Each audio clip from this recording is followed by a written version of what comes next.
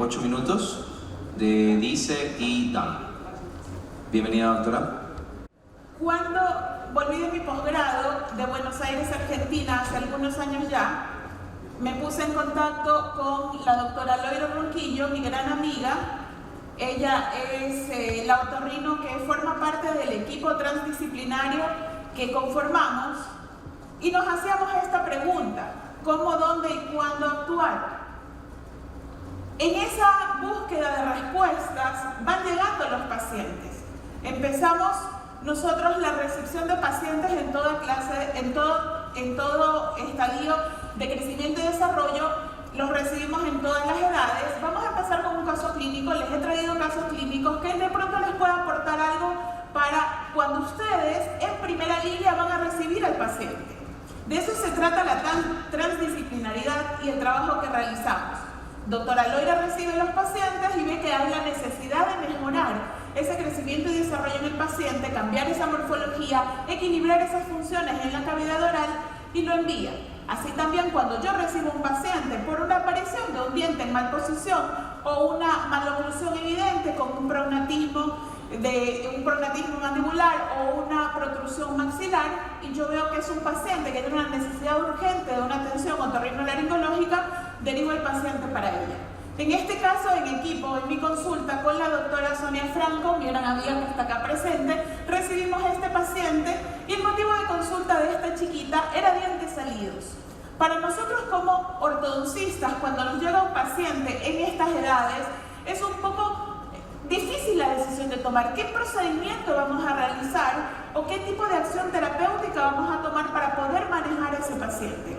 ¿Por qué? Porque es un paciente que está cerca de su último pico de crecimiento puberal o quizás ya está terminando, ya presentó su el primer periodo menstrual, y entonces decidimos que en ella íbamos a trabajar en base al diagnóstico. No sé por qué tan no tengo el apuntador. ¿Tiene algún apuntador solo? No sé por qué. Ok. Bueno, espero no caerme como Ronald. Entonces recibimos a este paciente, recibimos a esta paciente que presentaba obviamente una obstrucción de vías respiratorias altas. Recibimos pacientes alérgicos, recibimos pacientes que presentan también obstrucciones respiratorias bajas por amígdalas palatinas hipertróficas y una serie de anomalías que vamos encontrando, y decidimos empezar con un tratamiento de expansión de maxilar, a pesar de que es una paciente que está cerca de su último pico de crecimiento. No sé por qué se hace esto. En todo caso, fíjense cómo nosotros pudimos pasar.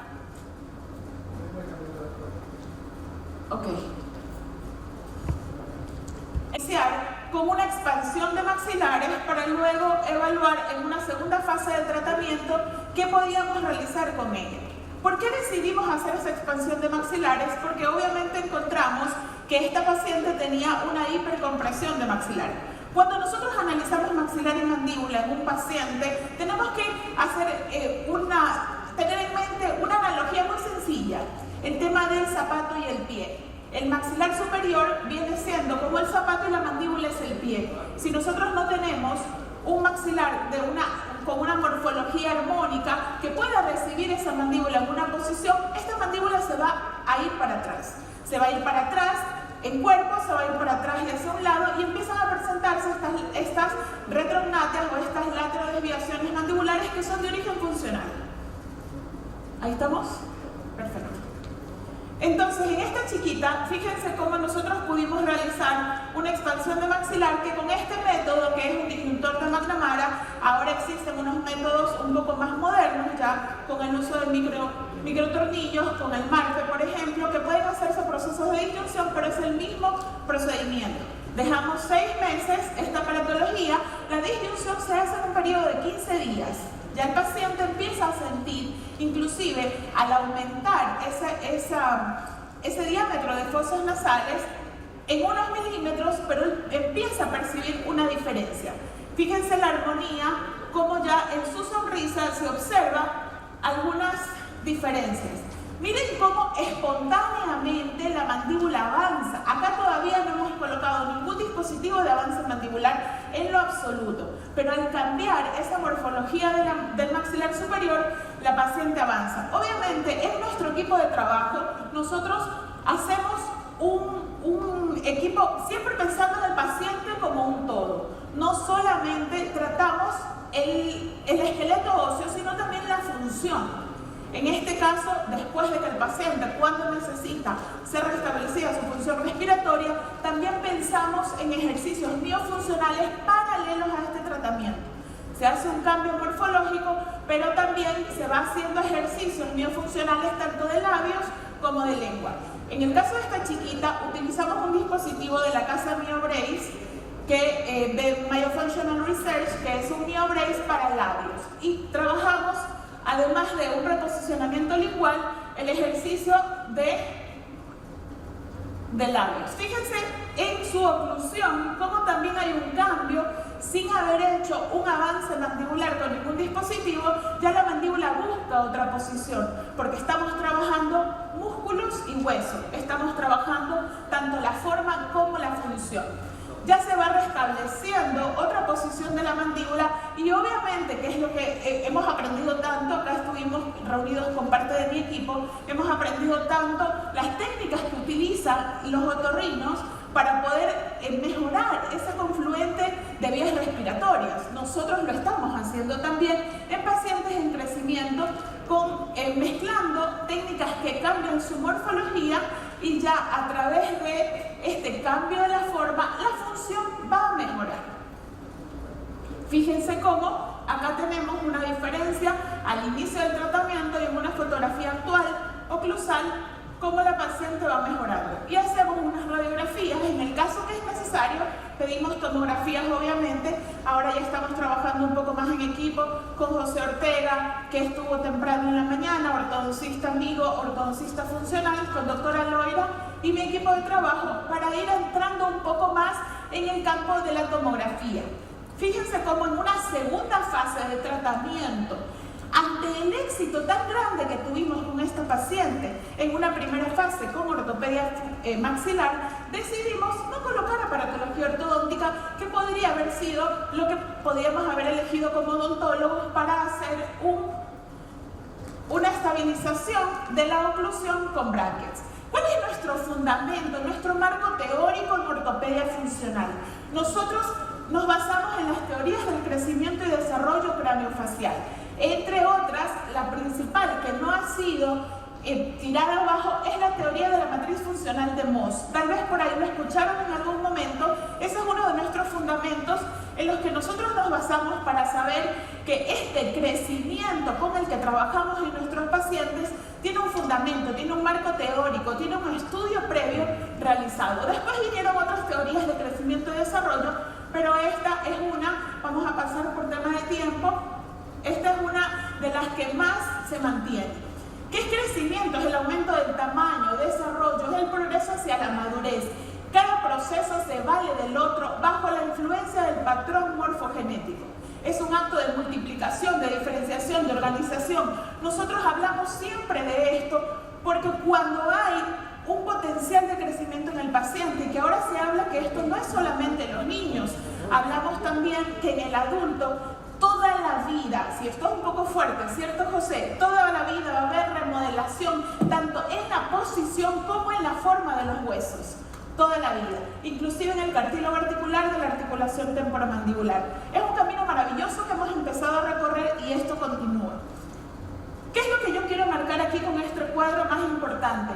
Para saber que no podemos decirle a un paciente, tanto el médico otorrino como el odontólogo, que tiene que esperar para poder iniciar un tratamiento, lo que se acostumbraba antes, porque fue la ortodoncia la que fue más difundida en América, y se tenía que esperar al recambio dentario de dientes temporarios hasta alrededor de los 12, 13 años para poder empezar un tratamiento. Esto tiene que ser olvidado de la memoria de todo personal que trabaja en salud, sea el otorrino o sea el odontólogo, porque el mayor potencial de crecimiento, cuando nosotros estudiamos esto, se da antes de los 6 años.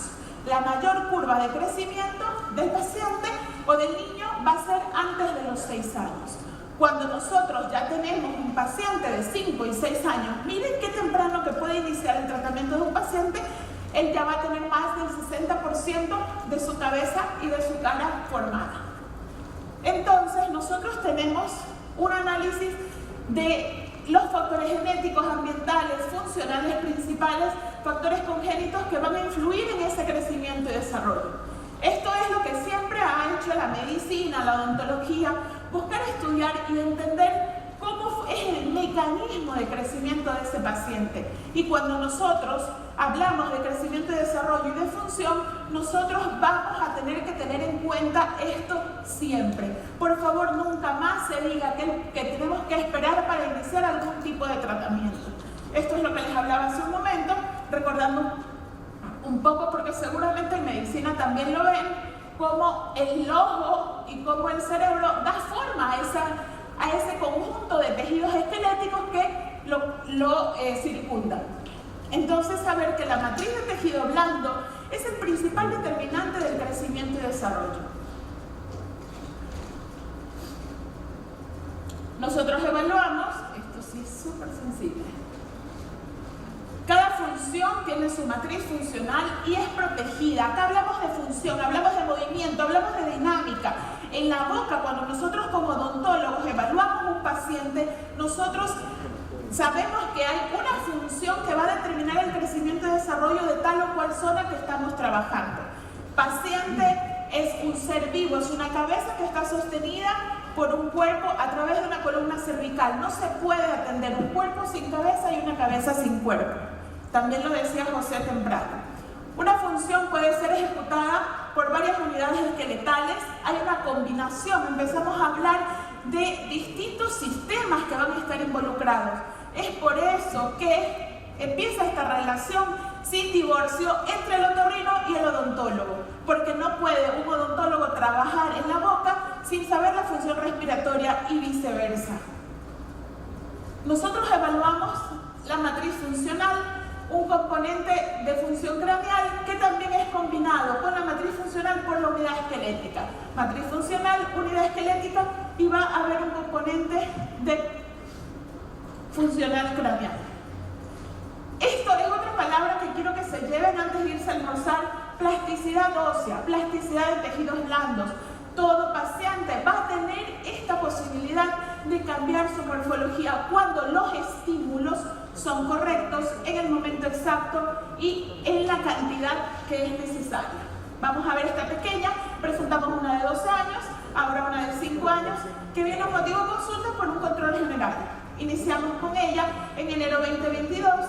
Encontramos entre los estudios que hacemos que ella tenía un problema respiratorio. Estos pacientes que yo les estoy mostrando acá han sido tratados en equipo transdisciplinario con la doctora Loira. Es ahí el éxito del tratamiento.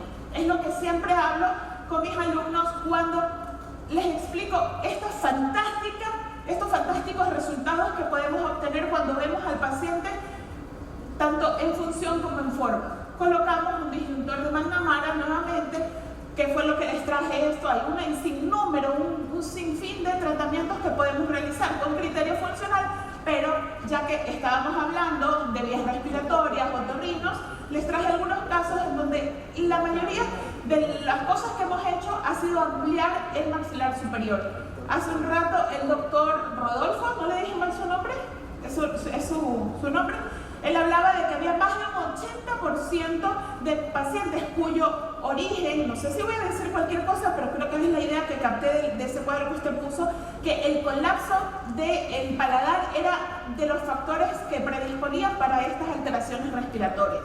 Entonces, nosotros como ortodoncistas sabemos que la estrechez maxilar es la anomalía morfológica que se va a presentar en mayor lugar. Todo está conectado. Decidimos en esta paciente, además de corregir sus problemas respiratorios con doctora Loira, hacer una disyunción maxilar. Esto se hace en un periodo de 15 días, se establece por un periodo de 6 meses y se va trabajando la parte funcional. Miren cómo hay los cambios morfológicos evidentes al ojo del odontólogo, obvio, y también de pronto en sus ojitos.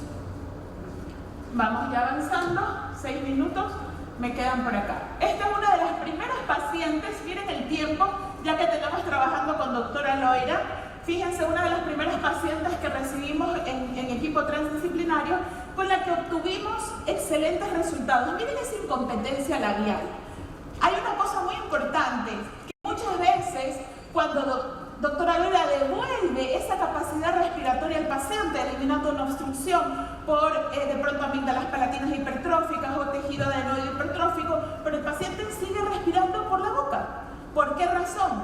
Porque acá en las funciones respiratorias tiene que haber un equilibrio en todos los puntos que encontramos en conexión entre fosas nasales y cavidad oral. Si nosotros no logramos un cierre labial equilibrado, el triple cierre bucal que nosotros conocemos, que es de leve contacto de labios, un contacto virtual de dientes y una lengua que suba a la bóveda palatina y al velo del paladar para poder ejercer ese estímulo de crecimiento y desarrollo normal en el paciente, esto no se va a dar y tampoco se va a mantener. Yo puedo corregir con brackets una posición dentaria, pero si no me fijo que el paciente es un respirador oral que tiene una obstrucción respiratoria y sigue con sus dientes derechos y respirando por la boca, no hemos resuelto nada. Fíjense cómo también nosotros tenemos que observar la postura del paciente. 20 minutos no es nada para hablar de esto. Llévense el nombre Mariano Rocabado, es un excelente kinesiólogo, fisioterapeuta, experto que habla de la relación cráneo-cervical y ahora le aumenta en esa relación tricéntrica la articulación temporomandibular. Él nos habla de postura, él nos habla de posición tiroides, él nos habló del triángulo faríngeo, que tiene ese triángulo faríngeo, posición en vértebras, en C3, en hueso hioides y en mandíbula. Hoy temprano he escuchado que ustedes hacen una fijación del hioides, estaba escuchando, nosotros también hacemos, nosotros también trabajamos con esa relación muscular de lengua, mandíbula, hueso hioides. Fíjense cómo cambiamos. Esta paciente vino derivada, ya vino atendida por doctora Loira. Miren la grave alteración morfológica que tiene ella. Fíjense cómo logramos, vamos a pasar esto muy rápido, cómo logramos pasar de esto a través de un aparato ortopédico funcional. Son aparatos bimaxilares que funcionan sueltos en boca, que van a buscar dar un cambio morfológico y un equilibrio de funciones. Miren cómo después de 2 años logramos un triple cierre oral. Estos tiempos pueden ser más cortos siempre y cuando haya un correcto uso del aparato, haya un correcto equipo transdisciplinario. Miren ese equilibrio de labios en esa paciente, una maravilla. Miren también los cambios morfológicos que tenemos, las posiciones y las relaciones maxilares con relación a la base del cráneo, cómo van a mejorar. Vamos a pasar esto rápidamente, se me acabó el tiempo. Déjenme mostrarles. Acá tenemos un caso más, un paciente de 11 años con más grandes y severas alteraciones esqueléticas producto de esa alteración en sus funciones respiratorias, sea cual fuere. También los pacientes alérgicos son candidatos excelentes a presentar estas graves displasias esqueléticas. Trabajamos también en él, miren la severidad del caso, trabajamos con aparato ortopédico funcional. Se me pasó rápidamente el aparato. Sí, acá. Con un activador abierto elástico de Clamp. Miren la posición de este paciente de mandíbula, las alteraciones esqueléticas, un futuro respirador, un futuro paciente SAOS, es así que se dice. Cuando termine su crecimiento y desarrollo ya está, como dice mi hija de 10 años, está frito. Ya no puede haber retroceso en este paciente, pero ventajosamente su madre decidió buscar un tratamiento de forma temprana o a tiempo y trabajamos y logramos estos cambios esqueléticos fascinantes. Miren la diferencia en su contacto labial, mayor armonía, mayor equilibrio. Fíjense también en su perfil, miren ese avance de la mandíbula con remodelación posterior a nivel del cartílago articular y una estabilización con oclusal a través del engranamiento dentario. Eso va a perpetuar estos cambios esqueléticos que hemos encontrado y obviamente su función respiratoria va a ser muchísimo mejor. ¿Cómo es esto? ¿Cómo debemos hacerlo? Siempre con criterio funcional y en acción interdisciplinaria. Trabajando el odontólogo, psicólogo, otorrino, aquí hay muchos, terapeuta de lenguaje, pediatra y traumatólogo. ¿Qué pasa si nosotros nos olvidamos que todos los reflejos son elementos por los cuales el organismo busca un equilibrio? hacemos esto y tenemos este criterio para saber que todo tratamiento debe ser orientado no solo a corregir la forma alterada, sino sobre todo a neutralizar y equilibrar el mecanismo neuromuscular paciente como un todo y restablecer el sinergismo necesario para que este paciente siga creciendo de forma armónica. La oportunidad de tratamiento, ¿cuándo lo voy a hacer? ¿Al final del crecimiento? No, cuando nosotros tengamos esa oportunidad de crecimiento y el niño tenga esa madurez terapéutica. Sin tratamiento precoz, ¿qué pasa? Son los casos que he visto toda la mañana. Agradezco muchísimo la invitación. Pacientes con graves displasias esqueléticas que no pudieron ser tratados en etapas de crecimiento, que no pudieron ser corregidos. Esto es lo que vamos a lograr, una severa alteración tanto de forma como de función. Yo soy Ivonne Abad, ortodoncista, ortopedista funcional, y me encuentro en mi perfil de Instagram como Ortopedia Guayaquil, abierta a formar parte de esa visión del paciente que de pronto pueda sembrar esa semillita en estos 20 minutos que me regaló. Agradezco una vez más a la doctora Lora y a la organización de este evento. Estoy para ustedes cuando me quieran consultar. Gracias.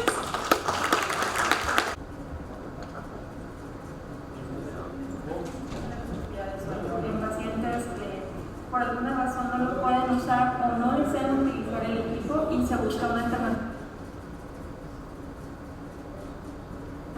Buenas tardes, el día de hoy les vamos a mostrar donde generalmente hacemos endoscopía de sueño. El caso de hoy es un paciente de 42 años con SAOS leve que no tolera el uso de CPAP. Y entonces vamos a ver pues, qué pasa con él, le vamos a probar el equipo de CPAP. Y es generalmente en estos casos donde se hace la endoscopía de sueño, en pacientes que por alguna razón no lo pueden usar o no desean utilizar el equipo y se busca una alternativa terapéutica para ellos. Entonces se puede hacer el procedimiento en una sala de endoscopía o en una sala de quirófano, como es en este caso. Aquí tenemos la cama donde se va a hacer, donde vamos a pasar al paciente y va a estar aquí dormido con ayuda de algunos medicamentos. A un lado del equipo de CPAP que le vamos a probar. En este caso pues es importante ver cómo reacciona él al equipo con su mascarilla nasal a diferentes presiones. Del otro lado tenemos el equipo que utilizamos para hacer la nasolaringoscopía. Este es un nasolaringoscopio portátil que tiene la luz integrada y utilizamos un adaptador para en el ayuda del celular y una aplicación con nuestra cámara también, y entonces aquí podemos grabar el procedimiento. A la cabeza del paciente está la mente del anestesiólogo que tiene un monitoreo estrecho de los signos vitales. Con esto pues nos apoya la doctora Noguer, que ya conocieron ahorita. Sí, y también está pues generalmente la persona que graba el procedimiento se coloca a la derecha del paciente. Del otro lado está alguien grabando al paciente por fuera y sus signos vitales. Estamos también pendientes de cómo ocurren las desaturaciones. Y también está el odontólogo del sueño, que en el momento indicado coloca la guardia del paciente durante el procedimiento para que veamos cómo se modifica el patrón de obstrucción con el uso del dispositivo de avance mandibular, que pudiera ser una opción en este caso. Vas a sentarte para poder hacer una valoración de la vía aérea, que eso es importante como anestesiólogo. Esto es independiente de lo que abre tu boca lo más que puedas y saca la lengua. Y vamos a hacer hacia atrás, hacia adelante. Muy bien. Y ya por último, vamos a tratar de ver si con tu labio inferior puedes hacer esto. Esta maniobra. Al revés. Con esto vemos articulación. ¿Sí? Entonces primero vamos a poner las medidas. ¿Cuáles? Adelante, por favor.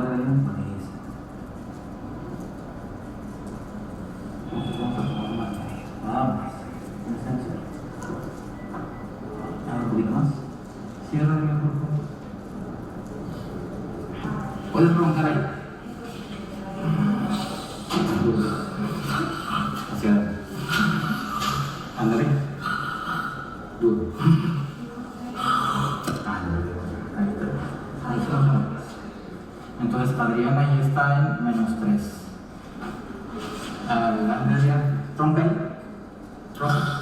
Duro. Eso. Adelante ya. Cierra. Ahora vas a hacer esto. No, mandíbula central. Más que se cierra la mano. Así.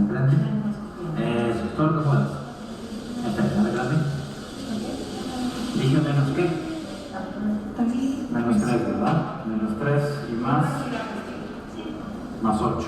Menos 13 más 8 son 11. Vamos a quitarle 3.5 milímetros para dejarlo al 70%. ¿Más grande? ¿Sí? ¿Más cercano? Bueno. Por lo que nos están viendo. Aquí, no nos pasa que se acá.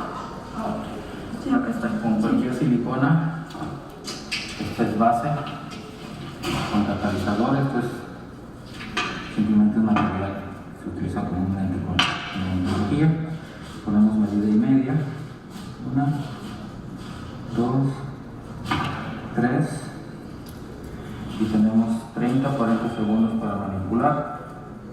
Y esta sí es mordida habitual, y de ahí calculamos el 70%. Próximamente vamos a tener ya una galga que nos ayude dinámicamente durante el guise. Esto va a ser estático. ¿Y eso qué rollo es? A ver, muévete. Ahí, no te muevas, nada, nadita. Ahí quieto, entonces. Porque estamos buscando con esto, de verdad. Ahí quieto. Listo, entonces esto es lo que vamos a utilizar como un molde para ver esa combinación entre tus dientes. ¿Sabes? Bueno, mire, aquí es importante que previo al paciente de haberlo valorado, toda su valoración completa, esos pacientes se requieren valorar completamente porque no estamos en la cirugía, pero probablemente puede ser un candidato para la cirugía, entonces eso no puede ser la valoración completa. ¿Qué utilizamos? Nosotros utilizamos dexmedetomidina de base, cualquier MAC, hay varios MACs aquí.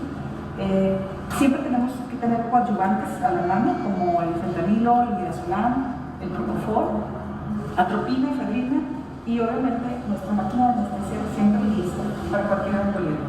Si se pudiera tener un BIS, que en este caso, que vamos a tener un ejemplo el día de hoy, no hay BIS, porque esto incrementaría mucho más. Pero siempre que se puede, el paciente viene con un seguro de gastos médicos, tener el BIS. El BIS debe estar alrededor de 60, 65. En caso de que no tengamos el mismo para concurrir en muchas ocasiones, que no tengamos eso a la mano, nos podemos acercar con sus invitados para ver qué plano de sedación Efectivamente. Y ahí nos apoyamos mucho con ustedes, porque ustedes nos dicen algunos datos de pacientes. Si ustedes consideran que es un paciente leve, moderado, severo, si es un paciente, el tipo de edad que tiene, y por supuesto cuál fue la situación que tuvieron en la consulta. Eso nos ayuda mucho para poder ver nosotros en qué rango debe estar la saturación para poder iniciar. Entonces, este es el dispositivo temporal que vamos a usar con Adrián. Y si se fijan, lo vamos a hacer un poquito más esbelto. ¿Por qué? Porque hay veces, aquel va a estar dormido, el paciente va a estar dormido, está sumado. Entonces, meter un aparato de estos a veces es medio bromoso y complicado. Entonces, vamos a tratar de hacerlo lo más esbelto posible para no complicarnos la vida. Pues de dónde sacamos la medida, bueno, es con base a un entrenamiento que nosotros tuvimos, y que la idea es que ustedes inviten al odontólogo a realizar estas mediciones. Hay que entrenarse y sobre todo que tenga conocimientos de medicina del sueño y ya después de medicina dental del sueño, para que hable con ustedes el mismo lenguaje. Entonces, ya se dieron cuenta que nos quedamos a oscuras, la habitación tratamos de bajar el nivel de luz porque el paciente está en un plano de sedación no superficial, entonces la luz le puede molestar, los ruidos le pueden molestar, por eso le ponemos un antifaz, le ponemos unos taponcitos, le acomodamos previamente el arnés de la mascarilla que le vamos a probar para no incomodarlo y no sacarlo del plano de sueño.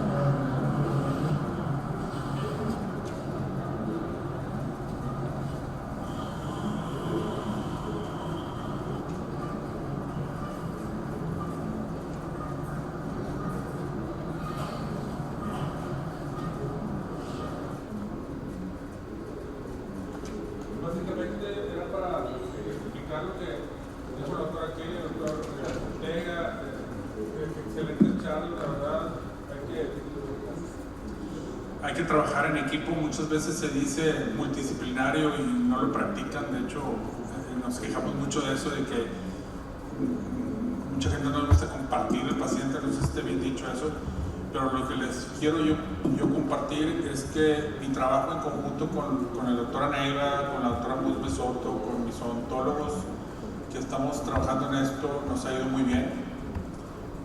Potencializamos nuestros resultados, y eso que ustedes vieron ahí pues es un ejemplo de lo que hacemos todos los días.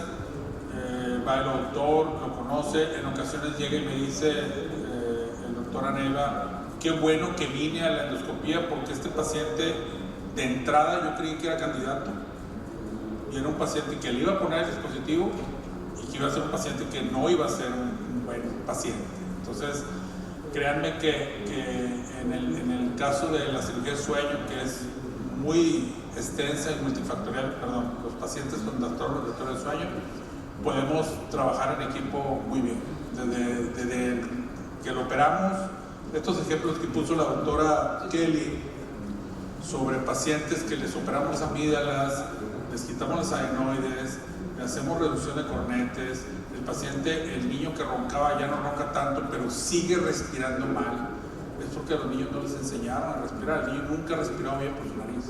Entonces tenemos que enseñarles a respirar otra vez por la nariz, expandirles el paladar. Créanme que eso es muy útil, y sí podemos evitar que un paciente adulto se convierta en un paciente apneico con un déficit transverso tremendo, en el cual va a necesitar cirugía esquelética, que se pudo haber evitado si hubieran caído en las manos correctas, ¿verdad?